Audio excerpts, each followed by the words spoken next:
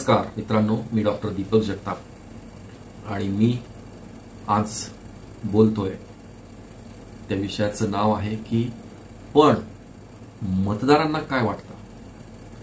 आगामी येऊ घातलेल्या विधानसभा निवडणुकीच्या पार्श्वभूमीवर मी माझं मत या चॅनलद्वारे व्यक्त करतोय, कारण मी कुठेही प्रचार सभेला किंवा कुठल्याही सभांना जाऊन कुठल्या व्यासपीठावर उभा राहू शकत नाही, कारण मी कुठल्या पक्षाचा प्राथमिक सदस्य देखील नाहीये।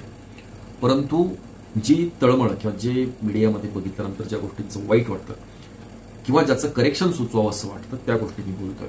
आज मी बोलणार आहे महागाई या विषयावर। मतदान जवळ यायला लागलं की मग ऑब्व्हियसली सत्ताधारी पक्षाला विरोधी पक्ष तुम्ही कुठे नेऊन ठेवलाय महाराष्ट्राचा, महागाई वाढवली, ह्याचे रेट वाढले, त्याचे रेट वाढले, पेट्रोलचे रेट बॅरलला इतके कमी झालेले आहेत जगामध्ये, आणि पेट्रोलचा दर आपण 103 रुपये 50 पैसे अजून महाराष्ट्रामधला अजून तेवढाच ठेवलेला आहे मोदींना काय कळतं का, आणि मोदीला कुठं पुरबाळं आहेत, काहीही वाटेल ते बोलतात लोक। ह्या गोष्टीचं नक्कीच खंत वाटते। अहो, महागाईचा विचार केला ना, कालच मी पुण्यातून येत होतो, लक्ष्मी रोडला जाण्याचा योग आला। सगळी दुकानं ग्राहकांच्या गर्दीनं खचाखच भरलेली आहे। दिवाळीची खरेदी, कपडे लत्ते, अगदी छोट्या छोट्या गावाच्या बाहेर सुद्धा एखादा ढाबा तयार झालेला आहे। आमच्या तालुक्यात तरी आहे। आपण महाराष्ट्राचा विचार करा, महाराष्ट्रामध्ये अगदी कुठल्याही गावातून बाहेर पडा। मी मध्यंतरी बीडला गेलो होतो, वाटेमध्ये कर्जत, जामखेड, बीड आणि काष्टी वगैरे गावं लागली। सगळीकडे तुफान ढाबे, तुफान हॉटेल्स झालेली आहेत, सगळीकडे गर्दी आहे, आणि आपण ओरडताना मात्र महागाईवर ओरडतो। हे 1500 रुपये आमची लाडकी बहीण म्हणून दिले, आणि मग हे पैसे आमचा गॅस सिलेंडर वाढवला म्हणजे ह्या बाजूने द्यायचं आणि त्या बाजूने काढून घ्यायचं, हे काय काय उलट सुलट कॉमेंट्स त्याच्या बाबतीमध्ये सुरू आहे। मुद्दा असा आहे की 2018 साली पंतप्रधान नरेंद्र मोदी यांनी एक आवाहन केलं, आणि मोदी वारंवार त्याच गोष्टी रिपीट करत नाही।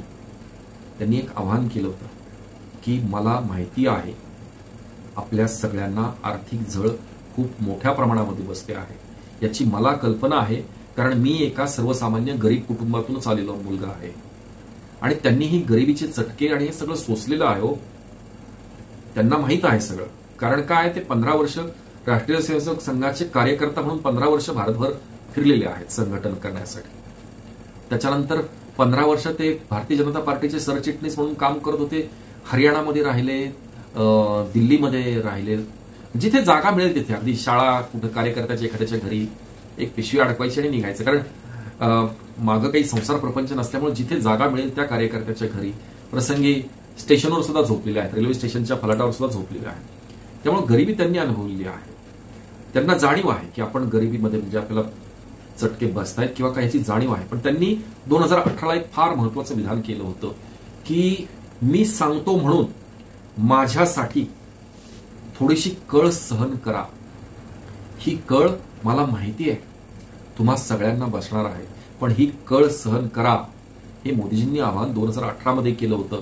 त्याचं कारण असं होतं की जीएसटीद्वारे जो काही पैसा जमा होतो, रस्त्याच्या टोलद्वारे जो काही पैसा जमा होतो, किंवा पेट्रोलवर जो एक्साइज आणि जीएसटी आणि जे काही कर लावलेले आहेत, ती पेट्रोलची किंमत, मूळची किंमत पेट्रोल आपल्याला 20 रुपये लिटरनच पडतंय, आणि तुम्ही 105 पट महाग केले, 103 रुपये 104 रुपये दराने विकता वगैरे वगैरे, ह्या सगळ्या चर्चा आपण अनेक विद्वान आता प्रचाराच्या निमित्तानं काय प्रत्येक व्हॉट्सअप ग्रुपवर हे सगळे गोष्टी फिरत असतात।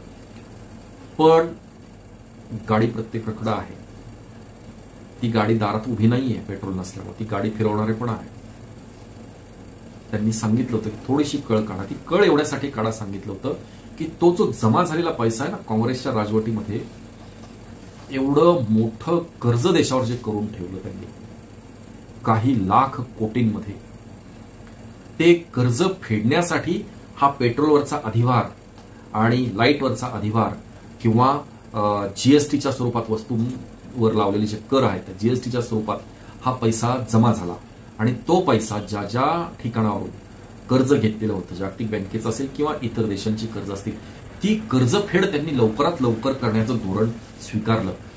कारण संघानं आणि मोदीजींनी किंवा भारतीय जनता पार्टीनं जो एक रोड मॅप आखलेला आहे 2047ला सगळ्यात विकसित भारत, हा जो रोड मॅप आखलेला आहे याच्याकडे वाटचाल करण्यासाठी जे कर्ज आहे ते कर्ज तर आपल्याला फेडलं पाहिजे. आता तुम्ही सांगा की जागतिक बँकेचं काँग्रेस उदाहरण देईल की आमच्या काळात इतकं ते येते कंपॅरिझन की आमच्या काळात गहू इतके रुपये किलो होता आणि आत्ताचा गहू इतका रुपये किलो आहे. आमच्या वेळेस पेट्रोल इतके रुपये 70 रुपये लिटर होतं, आत्ता 104 रुपये लिटर आहे. आमच्या काळामध्ये आणखीन रवा साखर 35 रुपये किलो होती, आता सुद्धा साखर त्याच्यापेक्षा थोडी जास्त आहे. हे सगळे तुलनाचं रेट कार्ड टाकतात, पण कोणी असं सांगत नाही की आमच्या वेळेस पगार इतका होता आणि आत्ता पगार इतका आहे, त्याच्यावर बोलत नाही. आमच्या काळात पेन्शन इतकी होती आणि आत्ता पेन्शन इतकी आहे, याच्यावर कोणी बोलत नाही. तर हे शब्दाचे खेळ आहेत, मला त्याच्यामध्ये फारसं पडायचं नाही.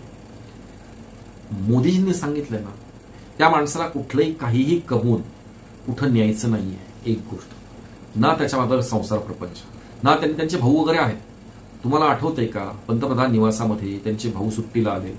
राजीव गांधी हे सुट्टीसाठी नौदलाचं भलं मोठं जहाज घेऊन हिंद महासागरामध्ये जायचे, ज्याच्यामध्ये नेव्हीचे चीफ आणि नौदलाचे प्रमुख आणि नौदलाची इतर जहाजं त्या बोटीला घिरट्या घालण्यासाठी आणि हेलिकॉप्टर्स कित्येक 24 तास त्यांच्या त्या संरक्षणासाठी आणि त्यांच्या दिमतीला असायची. मोदींनी अशी सुट्टी घालवली आहे कुठं? आठवते 10 वर्षामध्ये मोदी चला जेट विमान घेऊन गेलेत फिरायला. जेट विमानानं मोदी रशियाला जाऊन बसले. जेट विमानानं मोदी इकडं थायलंड, बँकॉक, पटाया, सिंगापूरला फिरायला गेले. एकही दिवस त्या माणसानं सुट्टी घेतलेली नाही, एकही दिवस. राजीव गांधी जायचे, करोडो रुपयांचा चुराडा व्हायचा त्यांच्या ट्रीपमध्ये. मग कुठे अभयारण्यात गेलं तर तिथं सुद्धा तेवढाच लवाजमा त्यांचा सगळा असायचा.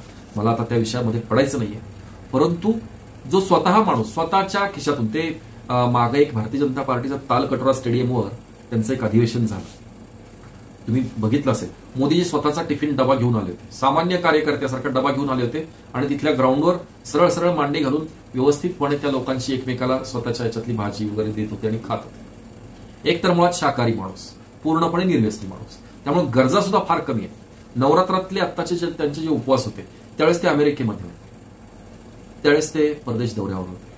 पाणी पिऊन दिवस काढायचा, काहीही न खाता पिता दिवस काढायचा. हा त्याग तो माणूस करतोय आपल्यासाठी. थोडी जाणीव ठेवा. मोदीजी कुठल्याही प्रकारे कुठेही तुमचा माझा पैसा घेऊन जाणार नाही. निदान या गोष्टीवर विश्वास तरी ठेवा. त्या माणसाला नेऊन न्यायचंय कुठे आणि जाणार आहे कुठं तो माणूस? देश सोडून जाणार आहे कुठं? आपण सगळ्याच गोष्टींवर विश्वास ठेवायचा नाही म्हटलं तर आपल्याला उद्या आपण वडिलांनाही विचारू की तुम्ही माझे वडील कशावरून आहात. हे चुकीचं आहे. त्यामुळे ही झळ आपल्याला सहन करायला सांगितली. त्याच्या अगेन्स्ट बघा, जम्मू काश्मीरमध्ये जगातला सगळ्यात उंच पूल बांधला की ज्याच्यामुळे कित्येक किलोमीटरचा प्रवास वाचला लोकांचा. ते कारगिलच्या त्या भागामध्ये बांधलेला आहे तो पूल. कित्येक किलोमीटरचा प्रवास वाचला, कित्येक किलोमीटरचं इंधन वाचलं. अटल टनेल खोदला गेला, रोहतांग पास वगैरे म्हणतात त्या भागामध्ये अटल टनेल, कित्येक किलोमीटरचा बोगदा तिथे खोदला गेला. जम्मू काश्मीरमध्ये रस्ते अतिशय सुंदर केले गेले. भारताचं नंदनवन आपल्याला जाण्यासाठी या सगळ्या सुविधा करून ठेवल्या. जो सुवर्ण चौकोन जो बनवला होता अटल बिहारी वाजपेयींनी, तो आणखीन रुंद करणं किंवा मुंबई ते दिल्ली हा एक 6 पदर जायला आणि 6 पदर यायला आणि त्याच्या ठिकाणी वेगवेगळे हॉटेल्स आणि त्याच्या अनुषंगानं प्राण्यांचं सुद्धा संवर्धन होईल, जंगलांना सुद्धा त्रास होणार नाही त्या महामार्गाचा. अशा प्रकारचा रोड त्यांच्याबरोबर साथीला आहेत आपले गडकरी साहेब आहेत. गडकरी साहेब दिवसाला 45 किलोमीटर इतका रस्ता आपलं केंद्र शासन आपल्यासाठी बनवत आहे. मी मध्यंतरी बीडला मी बोललो मागच्या एका वेळेला की बीडला गेलो, काष्टी ते बीड अप्रतिम सिमेंट कॉन्क्रीटचा रोड आहे, अतिशय सुंदर रस्ते बांधलेले आहेत. बारामती लोकसभा मतदारसंघामध्ये आम्ही मोडतो. बारामती विधानसभेमध्ये जेजुरी सोडल्यानंतर बारामतीपर्यंत आपण जा, पोटातलं पाणी सुद्धा हलत नाहीये, इतके सुंदर रस्ते बनवलेले आहेत. हे कुठून बनवले? हे तुमच्या माझ्या जीएसटीच्या ह्या खर्चातून बनवले. ह्या परदेशी कंपन्या एवढ्या मोठ्या प्रमाणात देशामध्ये यायला लागल्या, एवढ्या मोठ्या प्रमाणात इन्व्हेस्टमेंट करायला लागल्या. हे कशामुळे शक्य झालं? कारण त्यांना लागतं एकतर आम्ही तयार केलेला माल ताबडतोब बाजारपेठेत जायला पाहिजे. मग ते बाजारपेठेत जाण्यासाठी काय पाहिजे? वाहनं पाहिजेत. त्याच्यासाठी जाणारे रोड पाहिजेत आणि तिथून पुढे बोटीनं किंवा विमानानं जाण्यासाठी सोय पाहिजे. यालाच म्हणतो आपण इन्फ्रास्ट्रक्चर. विमानतळांची संख्या काँग्रेस राजवटीच्या जवळजवळ 2.5 पट नवीन विमानतळं तयार झाली आहेत.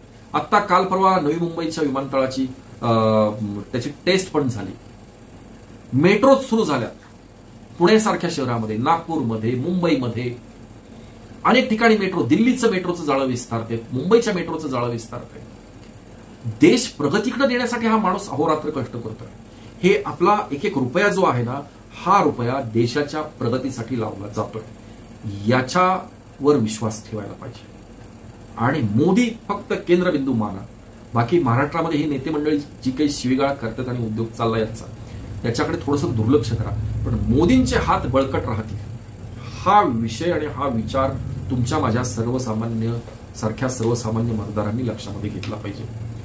हा पैसा विकासासाठी वापरला जातोय आणि तो विकास आपल्या देशाचाच विकास होतोय. त्यामुळे काही दिवसानं या समस्यांचं निराकरण झालेलं आपल्याला दिसेल. याच ठिकाणी थांबतो. धन्यवाद.